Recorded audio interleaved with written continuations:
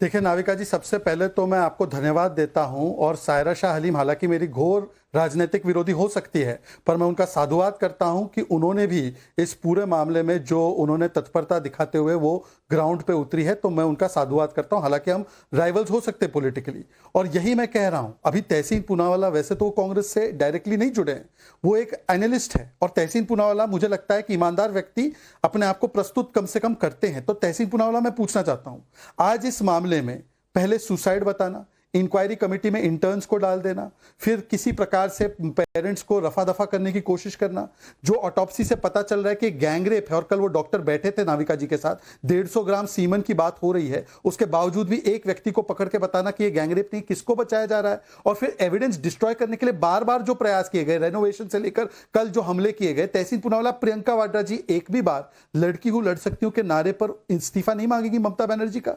और ममता बनर्जी जिस प्रकार से निर्लजता से बिहेव कर रही है, सीपी वहां के बोल रहे हैं कि मीडिया जिम्मेदार है। दूसरी बात, ये देखिए पूरा जो है इनका बलात्कारी बचाओ आंदोलन है। समाजवादी पार्टी जो है नार्को टेस्ट पीड़िता का मांगती है, यहां पर भी पीड़िता को सुसाइड कर दिया, साइकोटिक थी, इस प्रकार से पहले प्रस्तुत करने की कोशिश की गई। संदेश खाली में भी महिलाओं के खिलाफ बोला गया और शाहजहां के साथ खड़े रह गए, ताजमुल के साथ खड़ा रह गया।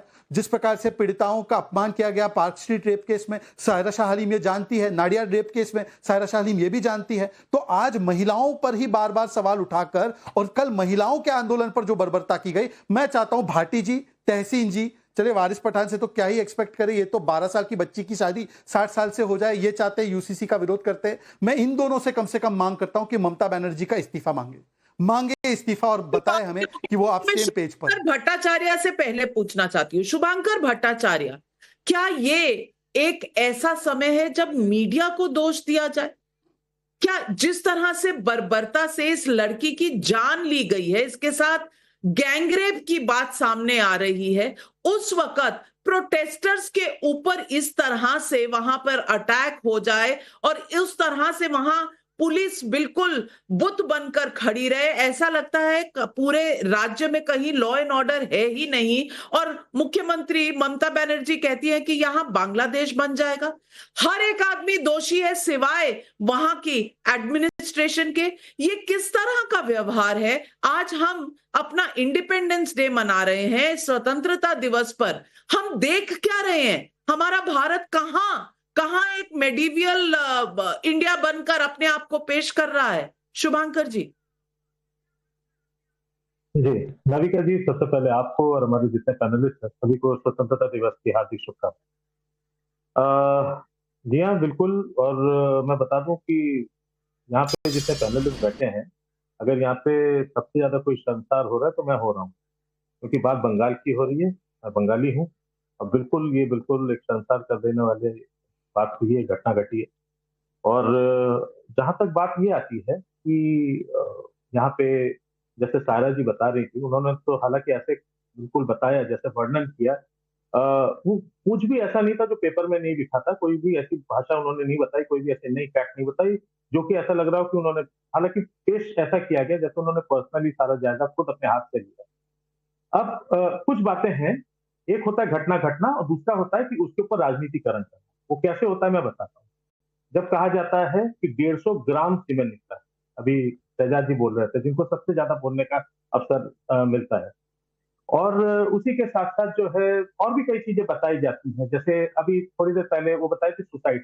प्लीज आज के दिन की आप हिंदुस्तान टाइम्स और अन्य पे फिर से आज से लिखा है, ये क्लैरिफाई किया गया, कोर्ट ने क्लैरिफाई किया है, ये जो बात जो बार बार बताई जा रही है, जो कि किसी सोशल मीडिया, ये कहा जा रहा है, लिखा जा रहा है, डबल इन्वर्टेड कॉमर्स में कह रहा हूं, किसी सोशल मीडिया में कहा गया कि पेरेंट्स को पुलिस ने कॉल किया था कि सुसाइड हुआ है, ऐसा नहीं था।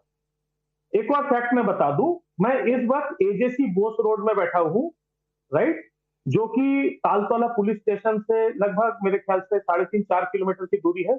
वही पुलिस स्टेशन आता है जिसके अंतर्गत में आपका आरजी का अस्पताल आता है। तो मैं उसी जगह पे हूँ, उसी जगह बैठा हुआ हूँ। सामने से जो बातें जो आ रही है, अब उसको मैं खुलासा भी करता चला जाता हूँ।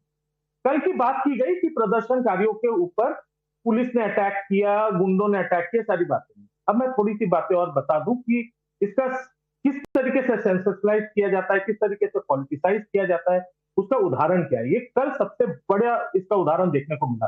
हालांकि इसमें मैं पुलिस को भी बहुत बड़ी निंदा कर रहा हूं कि उन्होंने स्ट्रॉन्ग एक्शन नहीं लिया और कहीं ना कहीं पॉलिटिकल इंटरेस्ट देखते हुए उन्होंने अपना भी बचाव नहीं किया। पुलिस वहां पे थी, वो देख नहीं रही थी। मैं सायरा जी की बात पर ऐड कर दूं और ये एबीपी के चैनल पर भी खुलासा, आपकी सांत्वना, आपकी सेंसिटिविटी पुलिस के साथ है, प्रदर्शनकारियों के साथ नहीं है। आप शायद भूल रहे हैं कि उदयन गुहा ने क्या कहा।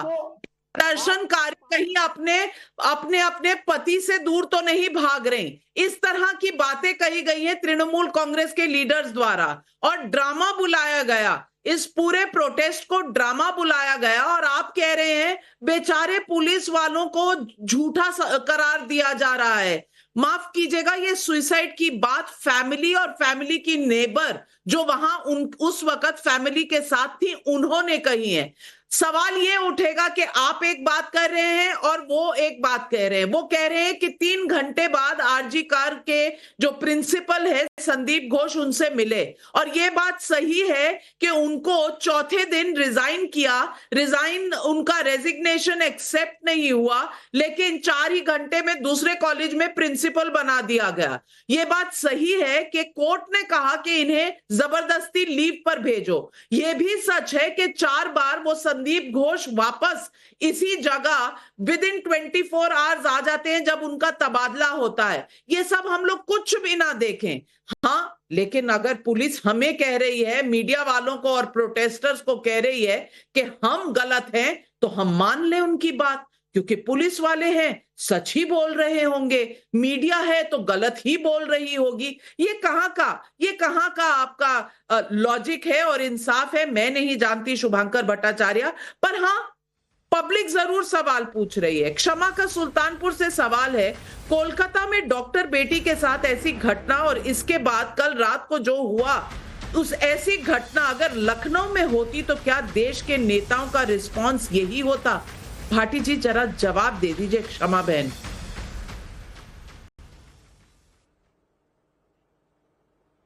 ये तो क्षमा जी जो सवाल पूछ रही है वही मैं पूछ रहा था।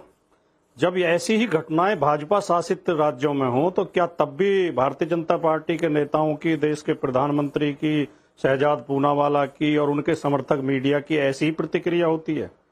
ये घटना बहुत गंभीर है। घटना की जांच सीबीआई को दे दी गई है। हमें पूरी उम्मीद है इसमें दूध का दूध पानी का पानी हो जाएगा, अपराधी बख्शे नहीं जाएंगे, सख्त सजा मिलेगी।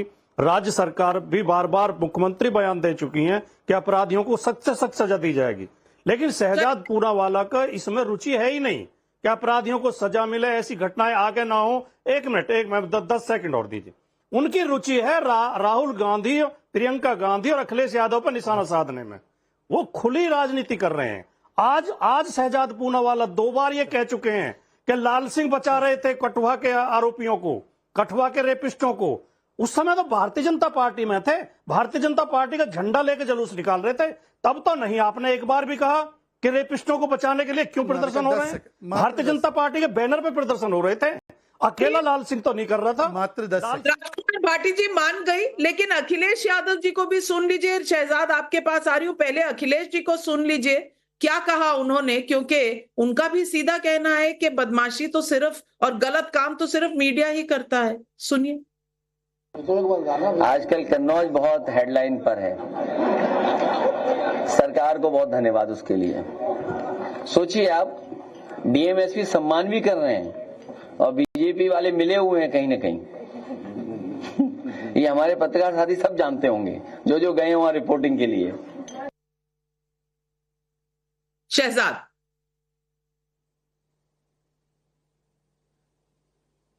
नाविका जी, मैं हमेशा भाटी जी को दूसरे समाजवादी पार्टी के प्रवक्ताओं से हमेशा ऊपर रखता हूं। कम से कम उनको यह पता होना चाहिए, सजा दिलवाने की बात कर रहे हैं। सजा जब गायत्री प्रजा